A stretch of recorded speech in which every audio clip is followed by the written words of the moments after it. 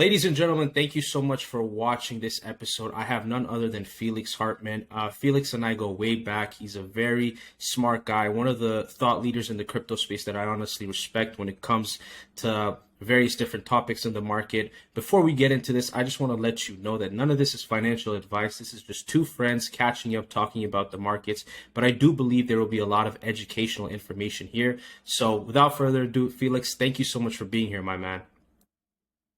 Of course, thanks for having me, brother. I mean, it's been an incredible ride these last few years. Since 2017, we go way back. But I know you're super busy. Let's get straight into it. Kind of give us, I guess, a brief background of Felix Hartmann. How did it start? How did the thought process go? And where are you at right now? Yeah, 100%. So the brief overview is essentially back in 2012, I started where I think many started. Simple personal account. I worked a minimum wage job. I funded my first account with like $950. First stock I ever bought was Tesla. That was funny enough because that was the early days when nobody really believed in Elon just yet. And I traded my way through college, and then in 2016, 2017, I worked at a company, and essentially we were one of the first startups that integrated with BitPay and Coinbase as a crowdfunding company back then. So that put crypto on my radar. During like what was the last bear market at the time, 2016, post Mt. Gox. And so as Bitcoin kind of started rising from $200 to $700, the trader in me woke up and said, hey, long-term breakouts, usually there's some underlying catalyst. There's some reason why this is coming back when it really should be dead. So I dug into it. I learned about ICOs. I learned about Ethereum and all that was going on. I watched more hours of Andreas Antonopoulos and like to admit, just like understanding, what blockchain really is. And the moment all of that clicked for me, I realized that this is way bigger than the crowdfunding startup I was working at. This is way bigger than anything else I'd come across in a long, long time. And ironically, I had read the book 0 to 1 by Peter Thiel around the same time. And I was like, wow, this is one of those times where you have that 0 to 1 moment, where you have that. I think he talks about the map, the question marks on the map, the unknowns that are getting, once you have an unknown open up, there's big opportunities, right? And I think he calls them secrets, right? It's like it was a new secret, which was like blockchain, like you could apply to so many things. So I said, quit everything else, go all in on trading crypto. And I did incredibly well for myself in 2017. I think like many others did, because of course the market was taking off, but at the same time, I also outperformed Bitcoin by, I don't know, it was like 20, 30x, but it was a significant margin. And what that ultimately led towards was that many people, at first people said, hey, can you teach me? Right. And I always said, no, like, I don't want to be one of those gurus. I ended up getting 100 DMs in a single day. And I was like, okay, now you're being stupid. Okay. So now you're being stupid, not offering that. So in August 2017, I launched Crypto Academy, which at the time was one of the first, education companies for crypto, still going to this day. But then fast forward a couple months, people said, forget about teaching me. Why don't you trade for me? Same story. At first, I was like, no. Like, I don't want to deal with like taking other people's money under the table. Seems risky. But then I had a consulting client, a merchant bank from Canada that flew me out. They were asking me for advisory on like blockchain strategy. And I sat at dinner with the founder who was a multi-billionaire. And I showed them my track record. And they were like, damn, why don't we give this kid like 10 million to start with? And I was young. I was still super young at the time. I mean, early 2018, that was before my 23rd birthday. So I was still 22. I was like, damn, that kind of money's out there. Now you're being stupid not to find a way to say yes to these gentlemen, So the next day, I don't have a finance degree. I studied political science in college. I never worked at Goldman or anything like that. So I go to Google and I type in how to start a hedge fund, And essentially, I find like 2 or 3 lawyers that I liked. I just found 2 or 3 lawyers that even do crypto funds, I call all of them up. I get my free consultation call. One of them I liked. That's still my lawyer to this date, And a week later, I sent him a check to set up a hedge fund. So now the good and the bad is the bad is that investor never came through, because by the time the fund was ready and like ready to go, which took like 6 months of setup time, the crypto market started tanking, and they were like getting cold feet like everybody else. And so for every dollar that I had verbally promised from people that said like, yeah, I'm in, I'll give you this much, I had like, let's say 2 to 5 cents come in.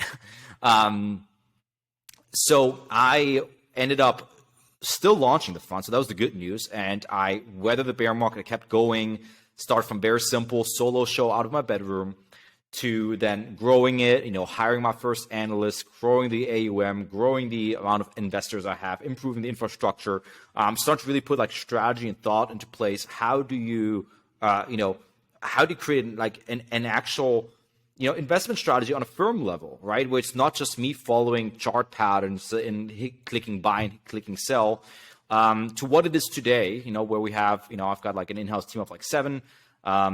We've become kind of like build a brand around activist investing, thematic trading. We do a lot of like yield farming, building more of an institutional kind of like brand too, where we have, over 100 investors at this point. And we've got 2 funds, we're both in the hedge fund space, we're in the venture fund space now. So it's been an incredible 4 years now that the fund is old. And yeah, doing crypto for a living full time. I mean, that's probably like the greatest gift of all of that I get to do this for a living and really live and breathe this stuff 16 hours a day. Yeah, no, it's amazing because, like I said, you and I go way back 2017, and that bear market did a lot of filtering. And if you watched Andreas in 2017, then you're probably an OG. So, with that being said, you go from solo to now, you run a hedge fund. Obviously, the thought process has improved. The way I'm sure you invest and trade has improved. And I watched your interview with Anthony Pompliano, and if you haven't watched it, please go ahead and watch it. And you talked about metaverse in September, and now that's what everyone is talking about. So, kind of maybe give us the thought process on how you came about that being your bullish narrative, because it was still NFTs during that time. A few people talked about metaverse, but not as much as we talk about it now, especially after the Facebook change. So kind of tell us, how did that bullishness on that narrative come about? And how do you kind of think of these narratives as a whole? Yeah, I know. And Palm interview, I mean, that was actually, I think, like in April or May already. And so the funny thing is end of 2020, in December 2020, me and my team we had a whiteboarding session where we said, okay, look, what will be the big themes for 2021? So this is now, over a year ago. This is like maybe a year and a half ago, where I wrote down 4 things, which was DeFi, the metaverse, Dweb, and privacy. DeFi played out the earliest, that was Q1. The metaverse played out maybe Q2, Q3, and then privacy played out in Q4. Dweb, I'm still waiting on.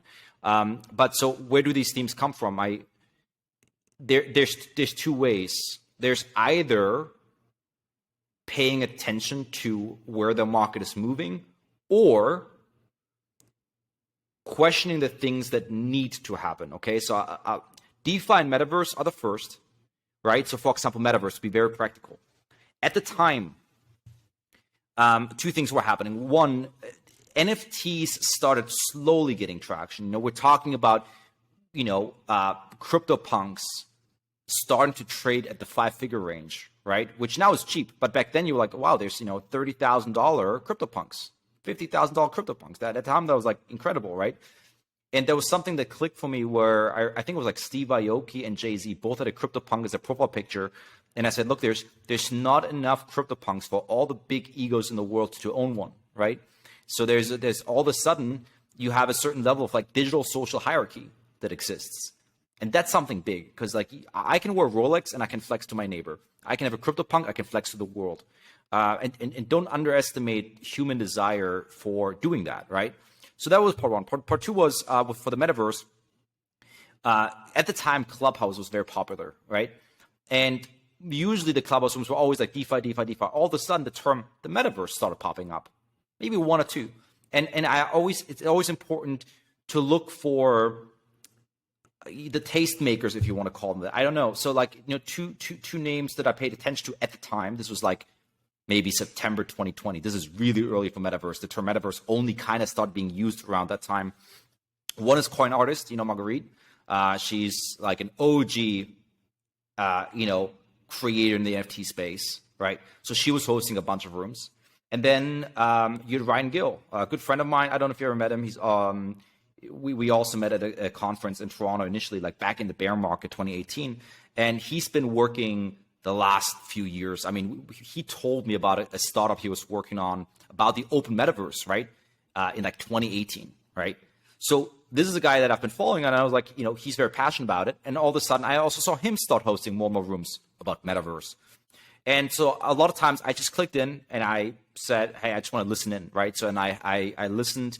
And so I saw more and more of this. And then also Blau, right? Justin was also early in that space. So I saw Marguerite, Justin, and Ryan host more and more thought leadership in the space. And you started noticing that like it started to flesh out. There's a lot more to it. It stopped being as ethereal and really more practical.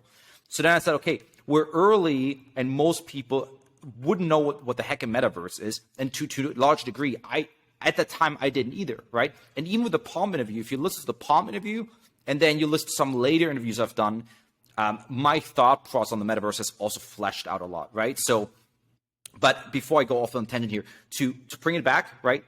One, watch what the market is paying attention to, right? So 3 tastemakers that I said, hey, there's something here. Alternatively, what does the market need? That's what privacy and Dweb comes in, right? So with privacy and Dweb, what was happening with DeFi? DeFi started getting regulated. Government said, hey, 1 inch, if you're in the US, you can't use it, right? You got a geofence, you got to have a VPN. So I said, this is only a problem. Why? Because all these startups have their front ends on AWS. The problem goes away the moment you store on Arweave, you use Akash for cloud computing, you use a domain by handshake, right? So I was like, hey, this decentralized web infrastructure solves the problem that DeFi currently has. So bingo, that's a category I want to have exposure to now. And the same thing was with privacy, where I was like, hey, funds like mine are being tracked real time. Like I make a trade, people are like, oh, Hartmann Capital is selling this token. Oh no, they're not bullish anymore, right?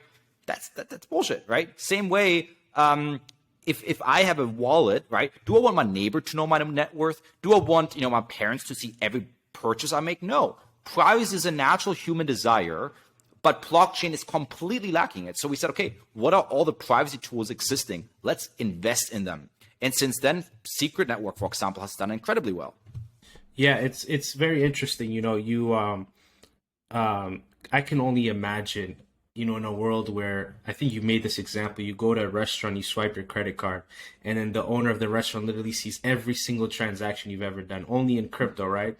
And especially with technologies like Nansen, like I know people who follow hedge funds, like you said, and literally the second a hedge fund dumps a coin, it's a shit show, right? So it definitely, Secret Network was one of those coins that you called on early on that, I'm glad I was subscribed to the newsletter. Now, let's talk about maybe other narratives. So what is your most bullish narrative right now? Is it privacy? We had the issue with a lot of the DeFi 2.0 coins like Ohm, Wonderland and all that stuff. Is there still hope for DeFi, or are you more focused on the metaverse? And what are your thoughts on these other narratives? Maybe give us a quick summary on that. Look, let's address the second part you mentioned first. Stuff like DeFi 2.0. A lot of DeFi 2.0 was just Ponzis, really. A lot in crypto, unfortunately, is just Ponzis. And the same thing, like, I'll give you 2 examples.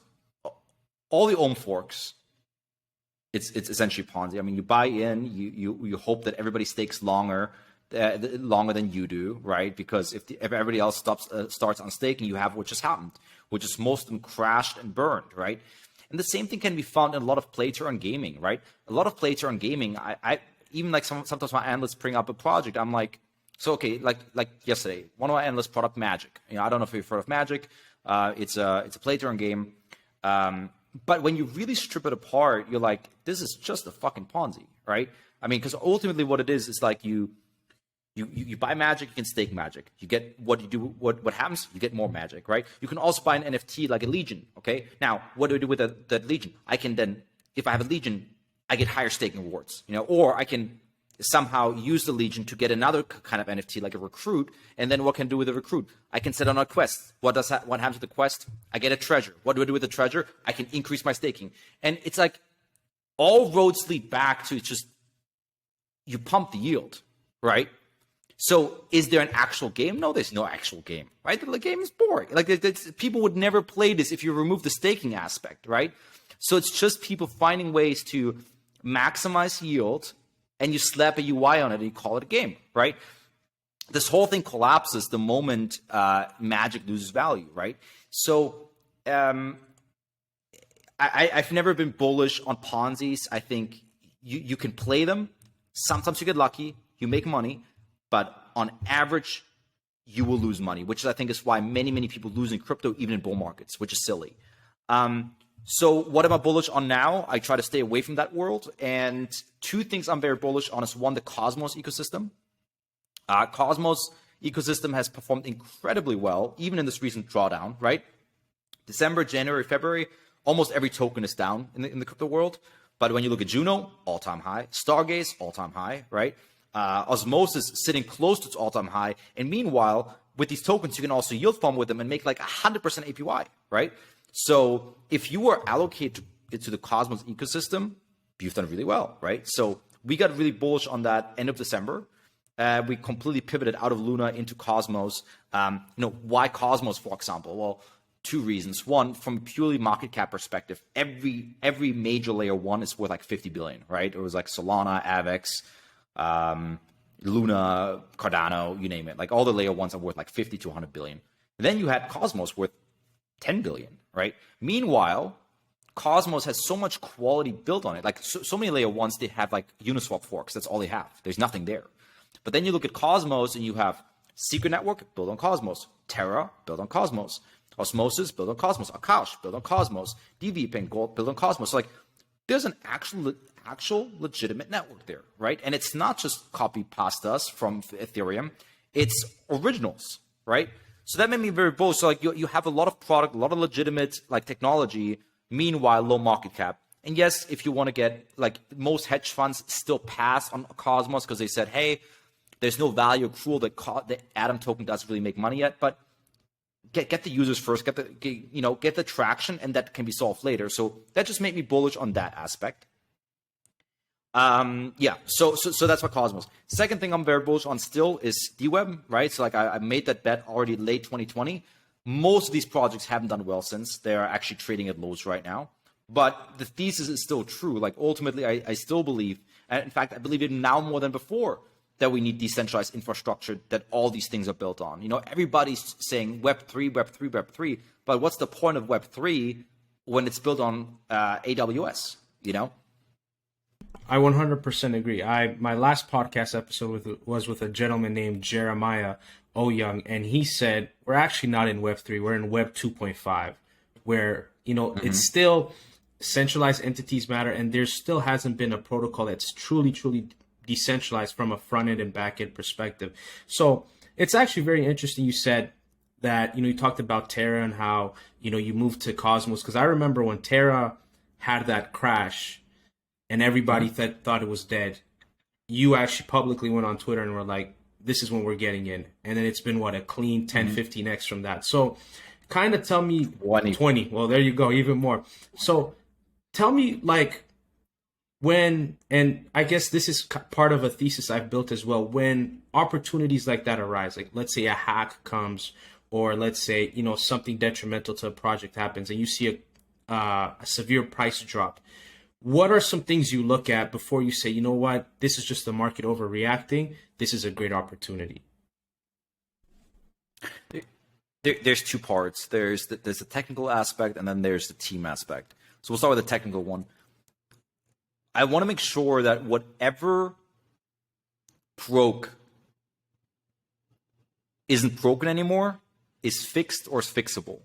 And I'll give two examples. We'll start with Terra, right? What happened with Terra? There was a bank. It was essentially like the market crashed, tons of liquidations. UST went off peg. UST went from being worth $1 to being worth, let's say, 97 cents, right? So people were afraid that the UST would keep going lower. And what happens when UST gets lower? People can, burn. No. When UST goes below. Oh yeah, of course, they can turn their UST, even though it's not worth $1 anymore, into $1's worth of Luna, right? So they mint Luna. What do they do then? The arbitragers will mint Luna. They'll sell it, buy cheap UST, and do it again, right? So there were two things at hand. One, will UST even survive, right? And the longer UST stays below peg, the more it turns into a negative flywheel for the Luna price because of arbitragers. Now, the interesting thing happened is that you could chart it, that you could chart the price of Luna with the peg of UST. Now, the day when I made that tweet, UST went back to dollar. So UST was pretty much back to peg, but Luna was still sitting at $4. So then I made the bet and said, well, the reason why Luna is so low has been fixed, right? UST is back to peg. The worst is behind us, right? If there was a bank run, it would have already happened. Any more arbitrage is already done. Leverage already wiped out. So that's that. And a similar scenario was in December the prior year. You had Nexus Mutual. The founder got hacked, right? So the founder EQ got hacked for like $8 million. People freaked out. They panic sold NXM. And XM was all of a sudden trading below book value. And I was like, well, what was broken? Actually, nothing was broken. People just misread, because it wasn't NXM that got hacked. It was the founder that got hacked. So was anything broken? No. With UST, was something broken? Sure. But it recovered. It fixed, right? So technical part, check. Second part is team, right? Not everybody will handle a hack well, right? So the question is, is the founder alpha enough to really take it by the reins, say, whatever happens, I don't give a fuck, I'll make this work. And I made the tweet that day, which was two founders I backed. So I said, I gave, I think, 4 examples of founders I've backed where it worked out for me. So for example, I gave the example of Hugh from Next Mutual, where I said, when Hugh got hacked, I even direct messaged him. We only said a couple words, but I was like, he'll find a way to turn around, and he did at the time.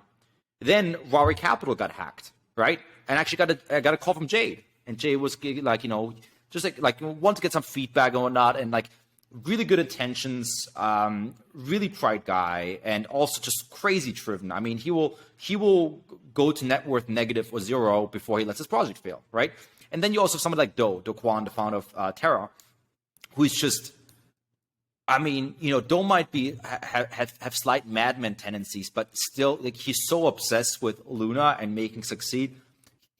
He's not the type of guy to accept defeat. So I was like, I'm not going to bet against either a Jay or a Do.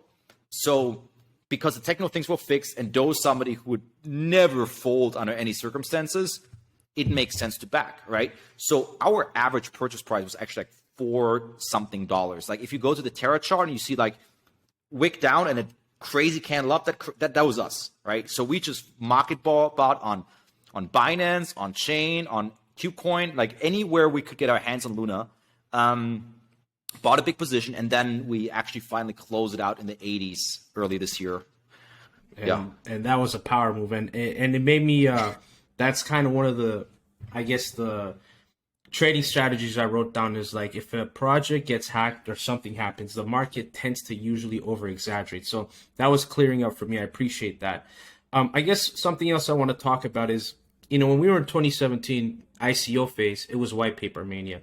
Who had the best, most complex formulas in the white paper, 40 to 50 pages minimum.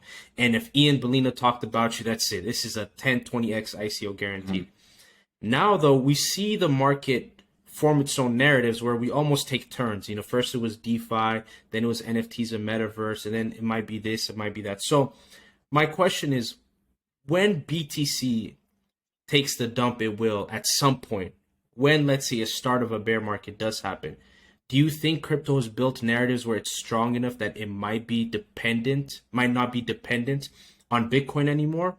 Or will Bitcoin always reign king? What are your thoughts on that, going into this market cycle? Right. So I guess that's 2 questions. The one question is the impact that Bitcoin and ETH price can have, and then the second part is, will Bitcoin be king? So I'll address them one by one. Market impact. So impact of the large caps, I think, can continue to be episodic, right? In the sense that Bitcoin has a big drawdown. Let's say Bitcoin drops 20%. It's still fairly unlikely that the rest of the market will shrug it off, right? But the difference now is that I've observed it where good example would be the Cosmos ecosystem. Did the Cosmos ecosystem also sell off, let's say, the day or the hour when Bitcoin crashed? Yes. But then afterwards, it climbed all the way back, right? So it's like, will the market feel a sharp pain the moment Bitcoin crashes? Yes. But I think we're decoupled enough now where Bitcoin no longer has the power over long periods of time, right? So like, can Bitcoin pull the market for an hour? Yes. Can Bitcoin pull the market for a day? Sure. But I think we're past the phase now where Bitcoin can dominate market direction for, let's say, a month. So that's part one, which is great for active managers because that means what you're doing actually matters. Because it was quite frustrating, I would say, in 2018, 2019, where the market just didn't, like, you could have a great fundamental investment, but if Bitcoin goes down, your investment goes down too. And then, like, it doesn't matter. And then, like, if everything is correlation one, the fuck are we doing? You know, at that point, you might as well just be in Bitcoin. Will Bitcoin remain king? I personally believe that Bitcoin will get flipped by Ethereum. Let's say in 24 months. I think within 24 months, I think Bitcoin will get flipped by Ethereum. And I do believe it will be a 4-minute mile kind of event where the moment Ethereum flips it, it may not be that long before something else flips Bitcoin, right? Bitcoin is sitting roughly at a $1 trillion market cap. And, you know, there's a certain limitation to how much, let's say, digital gold can be worth. But when we're talking about like a global internet layer, I generally believe that can be worth a lot more. And especially when you look at Ethereum, you know, Ethereum is the basis for DeFi. Ethereum is the basis for NFTs and most metaverses, right? Ethereum, in a way, it's not designed to be so, but it has turned into a layer zero in a way, right? Like layer zeros are like Polkadot and Cosmos. Ethereum has kind of turned into a layer zero. Why? Because it's now Ethereum, and it's not just that you have layer twos like Arbitrum and Optimism, but what is Polygon? You know, what is Phantom? What is Harmony, right? The entire EVM chain world, they're not really layer twos. Yes, they're side chains, but in reality, Ethereum becomes the settlement layer, right? Like if I want to, most of the time, you can't yet bridge from one side chain to another side chain. A lot of times what you do, like you bridge down to ETH and back up to another one, right? And so I can very much see that happening where, you know, people will use a Polygon or Phantom for daily transactions, and Ethereum becomes like the global settlement layer, right? Of course, competing with the Cosmos ecosystem. Those are, I think, the two ecosystems worth paying attention to. Everything else is kind of isolated. Don't let the Bitcoiners hear you. 24 months. You know, it's... I think people fall in love with the bags, right? Again, going back to your interview with Anthony Popliano, he talked about DeFi on Bitcoin, but then there's so many, I believe, issues with Bitcoin because, first of all, any DeFi that would be built on Bitcoin, I'm not a technical expert, but at least I know this much, that Bitcoin is not the settlement network. It'd have to be a whole entire different side chain. So, you know, I agree with you when it comes to Ethereum. Now, what are your thoughts on other L1s? Like, I know most of them are EVM compatible, so I guess as long as Ethereum thrives, they should thrive as well. But like, what are your thoughts on like Avalanche? You know, I know you were bullish on the Terra ecosystem. Like, do you think these make sound bets? Or okay, I don't want to ask that. Do you think these are sound projects for the size of market cap they're at right now, or do you think it's kind of just too late or it's past? Like that moment has passed. So it's tricky because they are, to me, I've looked at any layer one as a momentum trade, right? I mean, like unless you hate money, don't get so married to your ideas that you're not able to take a momentum trade, right? It's like we traded like Harmony and Phantom. Do I really believe that like they're the future? No, of course not, right? The problem that I see with most of these layer ones is that at the heart of it, they try to compete purely at a price level, right? When I say price, like cost, that's the right word, cost level, right? Like, why do people use Polygon? It's cheap. Why do people use Phantom? It's cheap. Why do people use Binance Smart Chain? It's cheap. Well, being cheap stops being a feature for two reasons. One, when everybody's trying to be cheap, it's very hard to compete at that level, right? And then part two is, when do these networks actually make money? I mean, that's a question. Like when does a layer one make money? Yeah, that's a good question. Oh, well, when they collect fees. Yeah. Right. Like Ethereum, like people watch the burn, right? People like with EIP 159, Ethereum makes money, so to say, when you look at it like a corporation, so to say, when it collects fees. Well, guess what? The moment that Polygon or Phantom start collecting fees that are actually relevant or meaningful, it's more than likely because the fees have gone up. And the moment the fees go up, that's the whole reason why we're using you, right? The moment that Polygon becomes expensive, well, then I might as well go to ETH, right? Of course, there could be grades of expensiveness, right? So that this is a concept I've been thinking about as well, and it started already where I'm thinking like Ethereum is like New York real estate, you know, and then Polygon is like New Jersey, and then you've got Binance Smart Chain, which is like the slums. But so like there can be grades to it, you know. So like it could be that, hey, let's say Polygon and Phantom become more expensive, you know? Okay, maybe it's not New York, but maybe it's Miami, you know? Like it's still like let's say it's like a tier 1.5 city, you know? And then you have others that are even cheaper, right? So like it could become like that. And the whole idea of like, I think this real estate comparison does make sense when you look at the NFT market, right? The really expensive NFTs, they're not launching on Polygon. They're not launching on Binance Smart Chain. They want to launch on prime property, which is ETH, right? Like if I'm going to pay $500,000 for an NFT, I want it to live on the main chain, right? So there is a certain level of brand value that comes with block space, as weird as it sounds.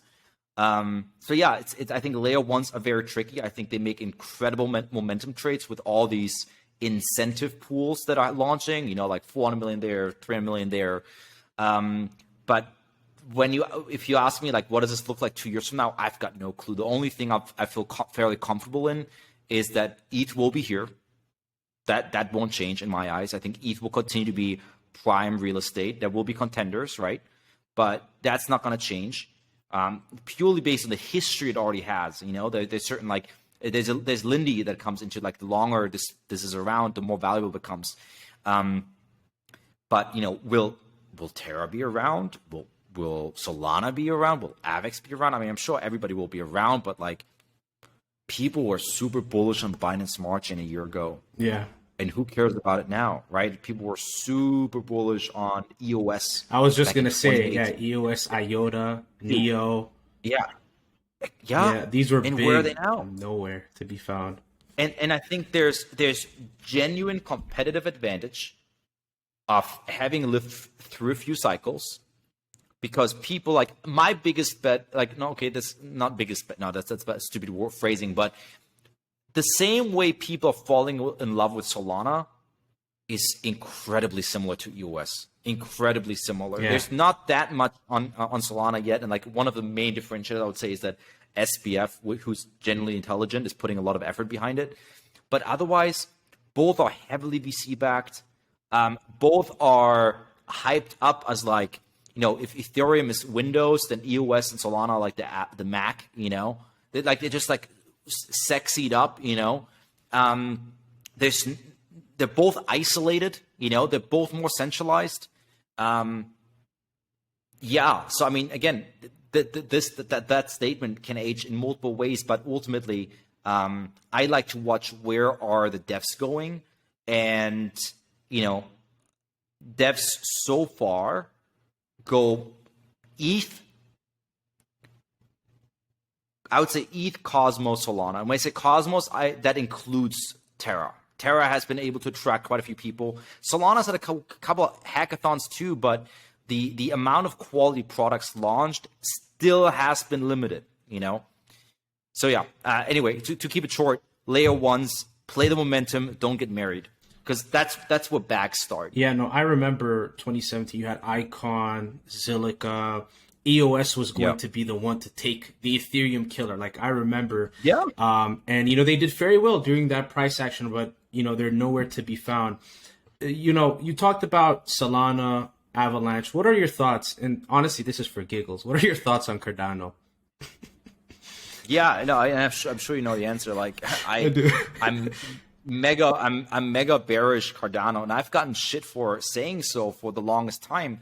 But the reality is, like, it's been playing out, right? So I went on Pomp, I slammed Cardano. I went on like several newspapers, I slammed Cardano, and I'm slamming it without having a short position. Like, it's just intellectually dishonest, where you're obfuscating the facts by putting a certain layer of academic sophistication around it, right? So you're saying, like, I know we don't have any users, I know we don't have any traction, I know we don't have any live products, but we're peer reviewed, so this is better, right? And I think Charles, and I've had like an hour-long conversation with Charles back in 2018 at a conference, and he's incredibly intelligent, super smart guy. I mean, the guy told me about like 30 different like proof-of mechanisms, super smart. But ultimately, what matters is execution, right? Like, are you able to attract actual builders, right? And the funny thing is, I was at a networking event maybe like a year ago, and I met a dev, and he's like, "Oh yeah, my biggest position is Cardano. Huge fan of Cardano," right? And I was like, "Why?" And it turns out he's building on ETH, right? Loves Cardano, biggest position. Oh, me? Oh, no, I'm building on ETH, right? And this happened to me like 3 or 4 times. Big Cardano fanboys that happen to be devs don't actually build on Cardano, right? And everybody was always, so what they did, and this happens a lot in crypto, is like, we call it soon TM, right? Like, oh, everything will change once this update comes out. Right? Everything will change once smart contracts are live. Everything will change with Haskell. Everything will change with Byron. Everything will change with like all these updates that they give like old philosopher names or whatever, literature names. And the reality is the big launches happened. And that was the top, right? And I told my team, and I even said it like on live stream once, where I said, more than likely the launch of Cardano smart contracts, the actual proper launch, will be the top of the token. The same way, if you go to EOS May 2018, I believe. Funny enough, I was the official EOS launch party at Brock Pierce's house. That was the market top. EOS hits $24 launch day. It never got higher since. Now it's trading at like what, $2, right? So it's the most ludicrous version of buy the rumor, sell the news, where these projects, when there's uncertainty, they get hyped up because you can't tell me that there's no users when you can't have users yet, right? So technically, it could be 1 billion users.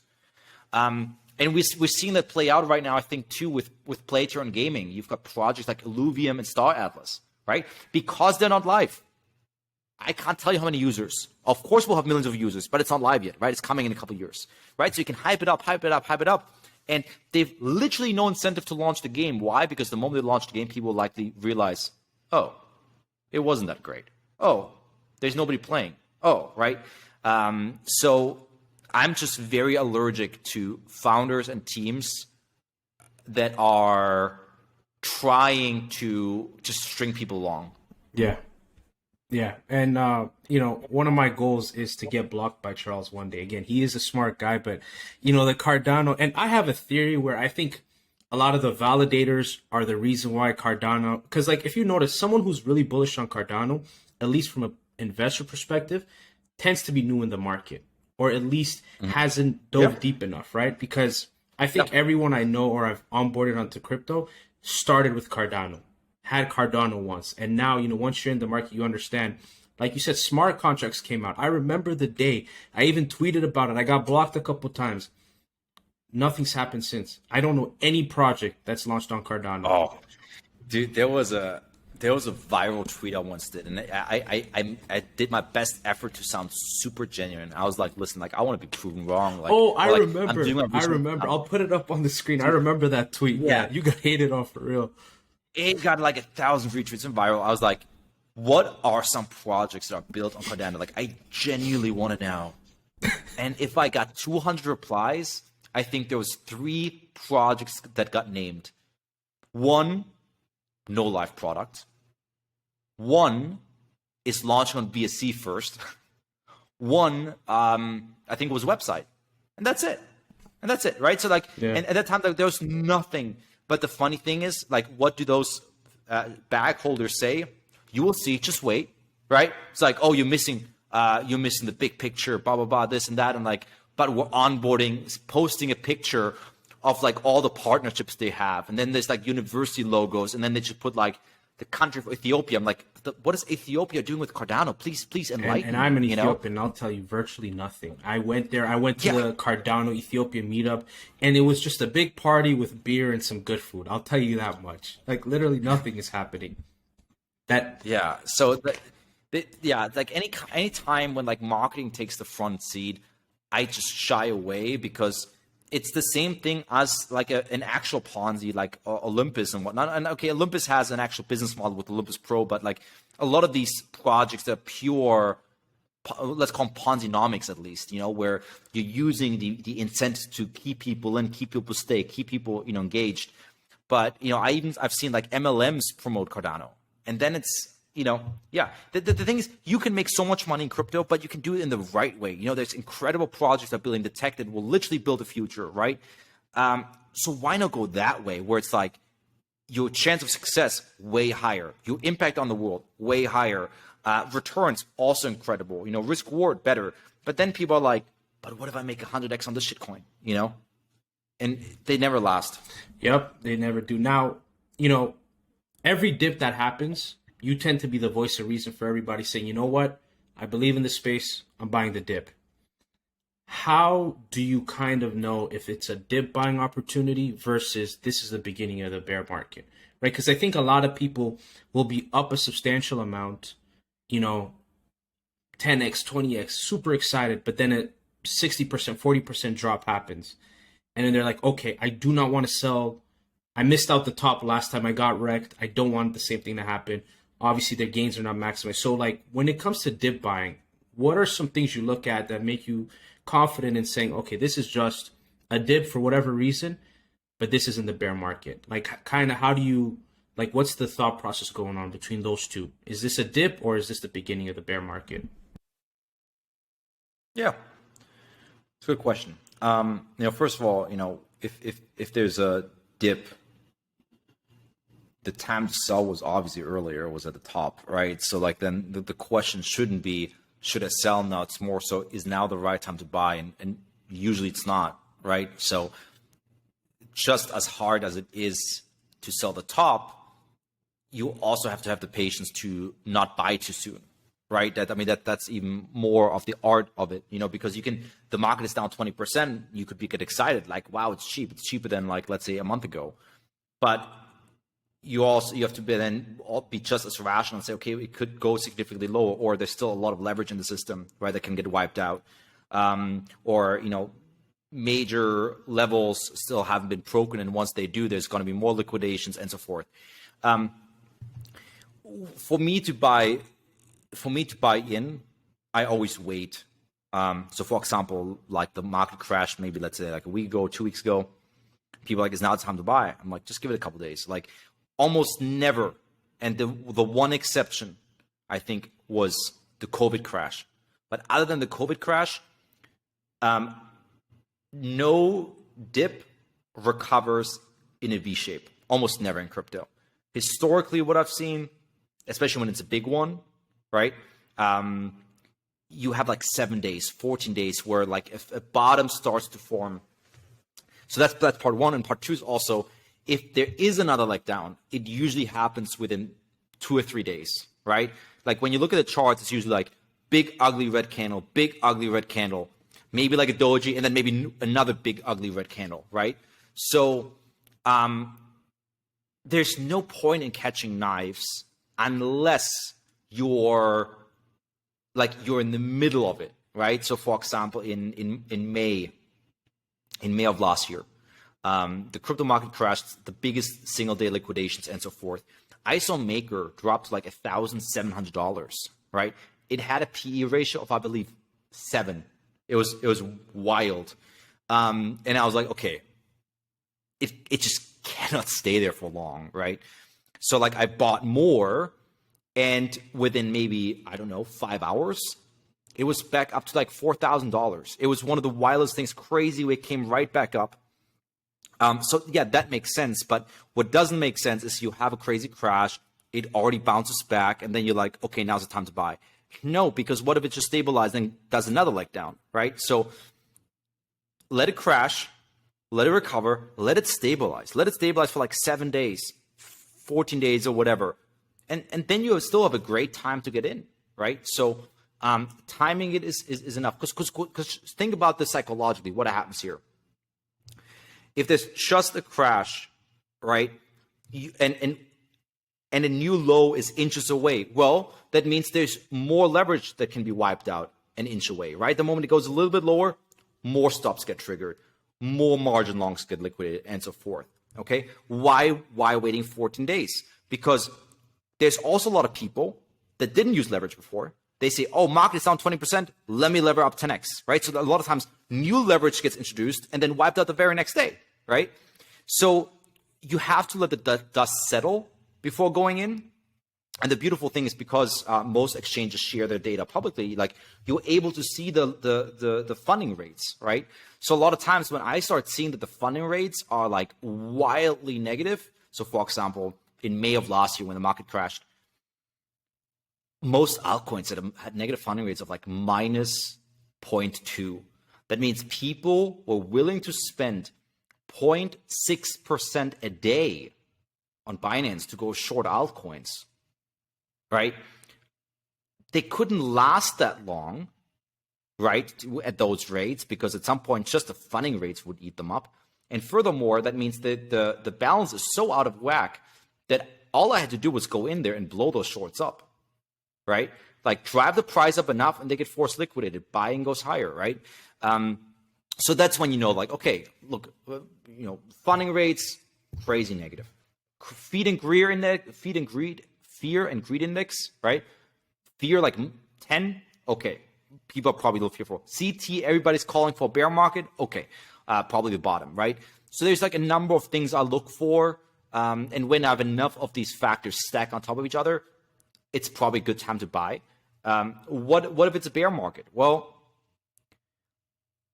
this is where like you have to be a little bit more macro. I personally don't believe that we're quite there yet, because for us to go into bear market, I think we first have to have a proper flow off top, which we really haven't seen. I mean, Bitcoin's only like what, like 40% up from January of 2021, if even, right? Yeah, and nothing to what it's done before.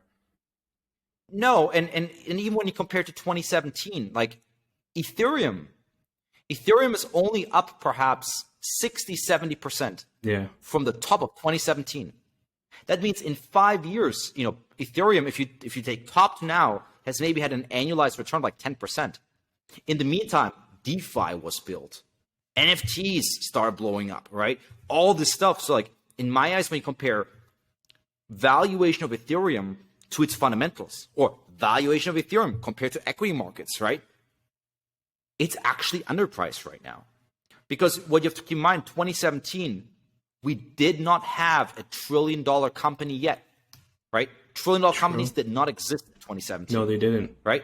Now, you have Apple worth more than the entire crypto market cap combined, right? You have a $3 trillion company.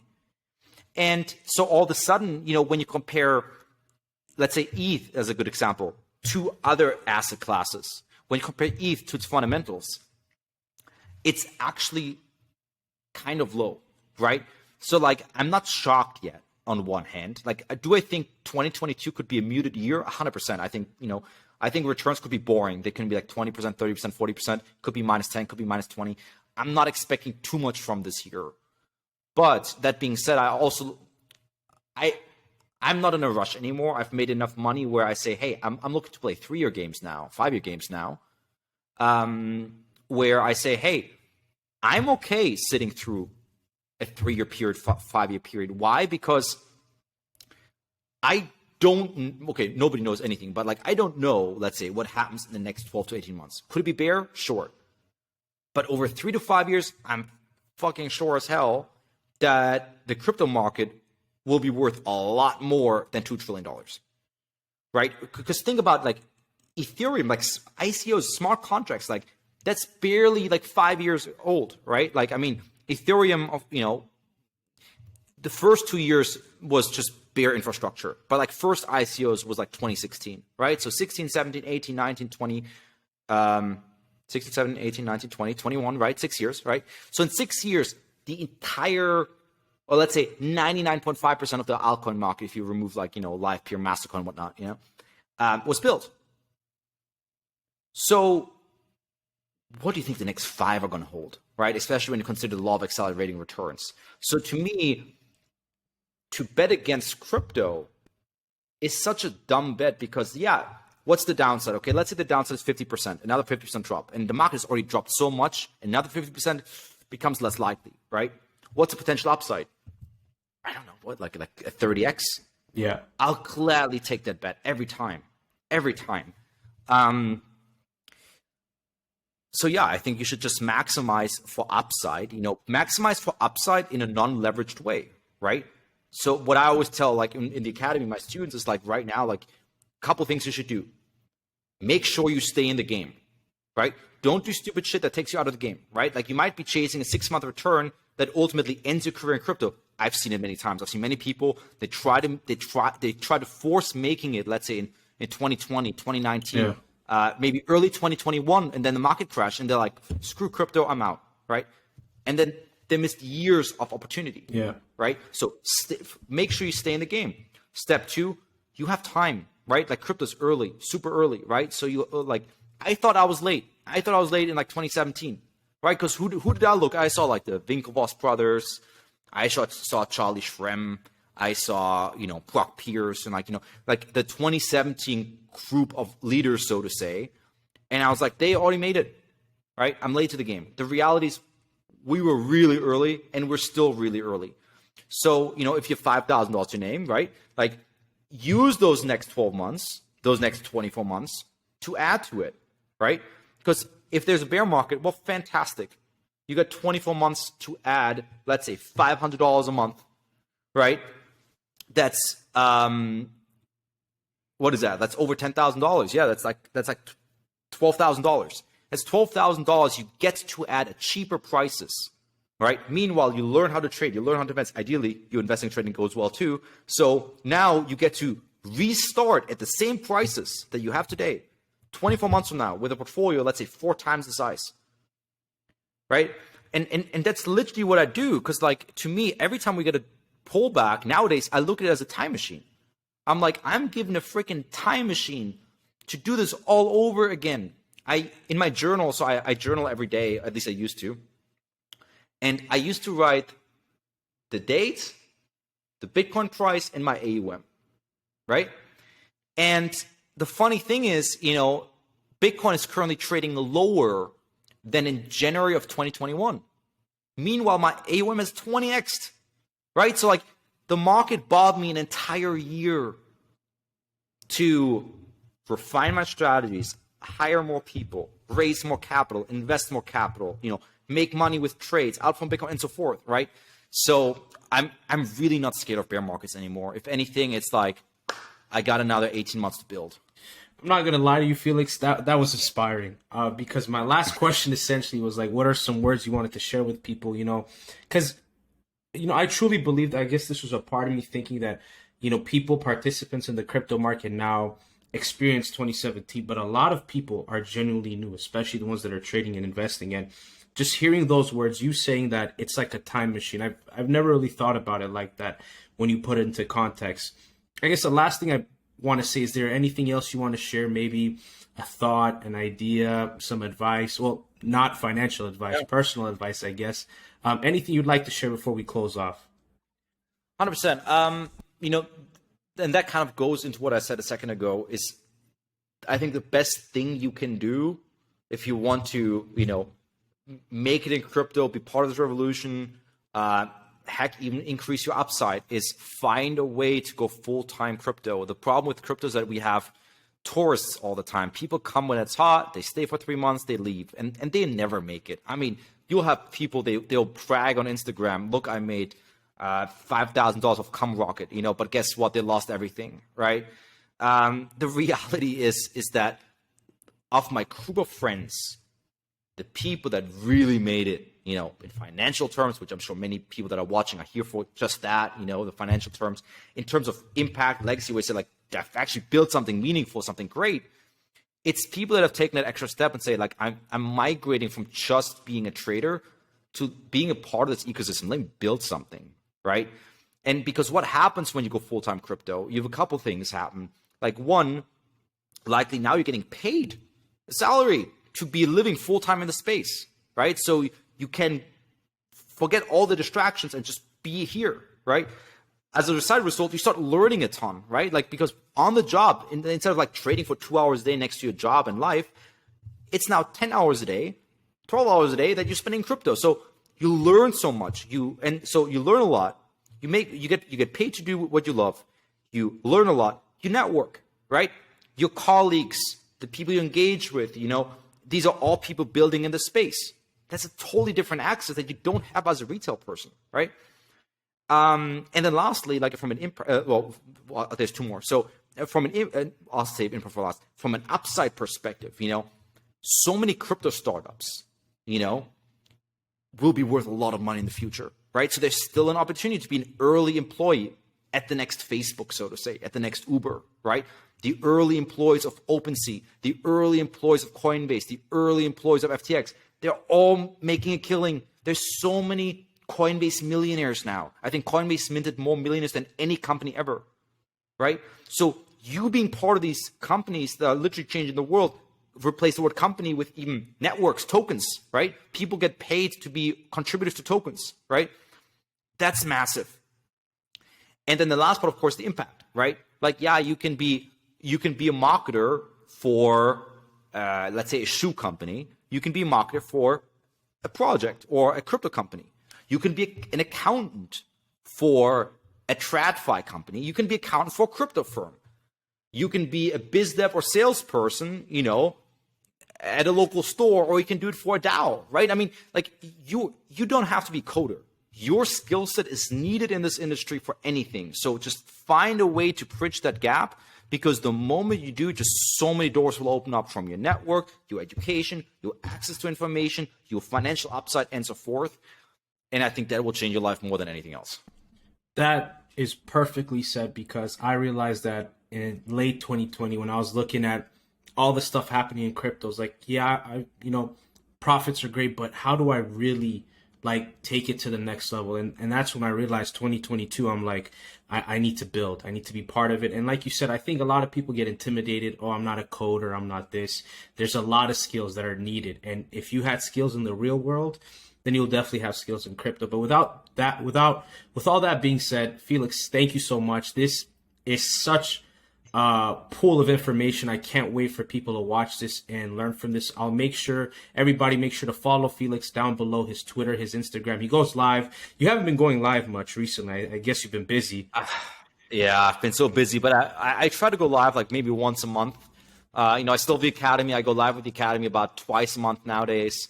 It's just like so much of my focus is really on the fund, because it's at this point, it's no longer a one-man show, so it takes a lot of time. No, 100%. And again, congratulations to your success. All the information to find Felix will be down below.